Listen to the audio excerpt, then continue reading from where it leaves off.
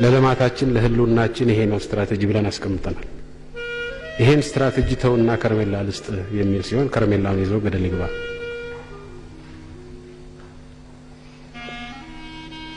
ይሄን ስትራቴጂ ሳይነካ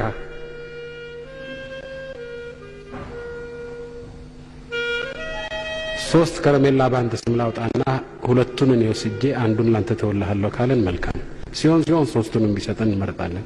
ካልሆነ ሁለቱን ቢሰጠን እንመርጣለን። ካልሆነ አንዱን ቢሰጠን እንመርጣለን። ካልሆነ አንድ ግማሽ ቢሰጠን እንመርጣለን።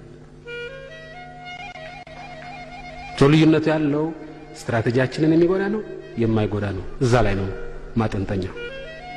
የህልውና ስትራቴጂያችንን የሚነካ እርዳታ ሲመጣ ያ ለዘላለሙ የለመን እንድንኖር እንጂ ከልመና እንድንወጣ አያደርግም። ያ አያስፈልገንም። ያ ጎጂ ነው። ያን መቀበል የለብንም። ድሃ ስለሆን የዓለም ጋርቤጅ በላያችን ላይ ይፍሰስ አይደለም እያልን ያለነው። ድሃ ስለሆንን እየፈሰሰ ያለውን ጋርቤጅ ለማውጣት፣ ለማጥፋት፣ ለመጥረግ ሌት ተቀን መረባረብ አለብን ነው እያልን ያለነው። እዛች ርብርብ ላይ 1 ግራም ጉልበት የሚጨምር በሙሉ ወዳጅ ነው። እዛች ርብርብ ላይ 1 ጋት ወደ ኋላ ጎትቶ የሚይዘን ሰው ጠላት።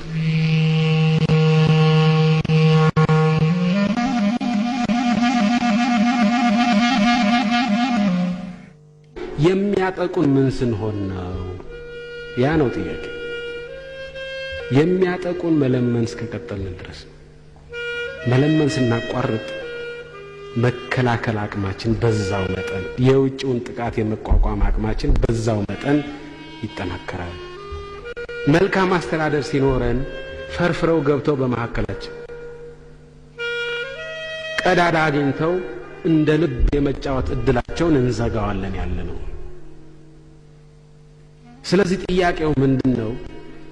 ከውጪ ጠላት ይሄን አውቆ እንዳይመታን ምንድነው የምናደርገው? እንኳንም ደሃ አልሆንክ ብለን ዲናረግ ነው ወይስ ፋክቱን ተቀበለን ፋክቱን መቀየር ነው? እንዳያጠቁን ፋክቱ ነው የሚያስጠቃን ያለው። ነባራዊ ሐቁ ነው የሚያስጠቃን። ሊያስጠቃንም የሚችለው እሱ ነው። ይሄን ነባራዊ ሐቅ ከቀየር ነው ወደዱም ጠሉም ምንም ሊያደርጓቸው። ይሄን ነባራዊ ሐቅ ካልቀየር ነው እኛ ስለደበቅ ነው ብቻ እኛ ራሳችንን ስላታለል ብቻ ያ ነባራዊ ሐቅ ህልውናውን ያጣል ማለት አይደለም። ያ ነባራዊ ሐቅ እስካለ ድረስ ተጠቂ ነው። ደበቅነውም አልደበቅነውም ተናገርነው